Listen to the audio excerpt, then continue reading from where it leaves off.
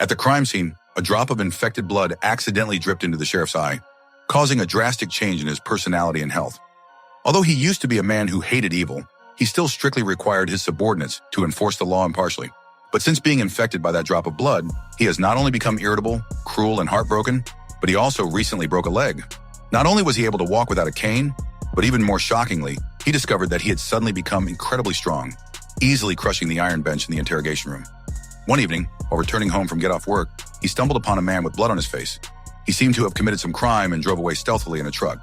The sheriff, realizing something was amiss, quickly drove over to see what was happening. He saw the man park his car in an alley, open a manhole cover, and escape into the sewer. He immediately drew his service pistol and cautiously entered the sewer. Sure enough, he saw a man dismembering a body, dumping it into the bathtub, and preparing to destroy it with acid. Upon seeing this, the sheriff's mind raced, and he flew into a rage. Even as the man tried to explain that he was just a thief and not the true murderer, the sheriff continued to approach with a ferocious expression. The man, completely captivated by the scene, begged the sheriff to arrest him and bring him back to the station. However, the sheriff was no longer the same person he had been.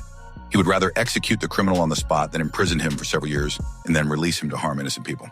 The next day, Gordon and his team arrived at the scene and discovered 2 dismembered bodies.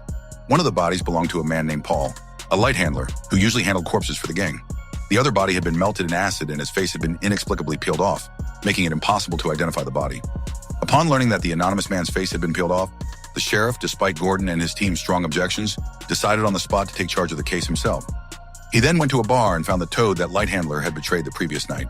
He demanded that the toad come back to the police station for an investigation. However, to the surprise of everyone present, the usually gentle and impartial sheriff suddenly became a different person today.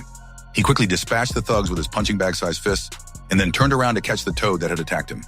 After a frantic attack until the opponent gave in, he finally learned the origin of the unidentified corpse. It turned out that a plastic surgeon who specialized in face-changing for gangsters had been using the toad to process the victims' bodies.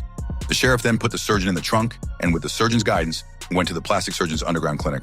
He happened to see the surgeon preparing to peel off the skin of an innocent woman. What shocked the sheriff even more was that there were 5 or 6 human faces soaking in the potion next to him. Seeing this, the sheriff was furious again and beat the black-hearted plastic surgeon 2 or 3 times. The sheriff accidentally regained some sanity.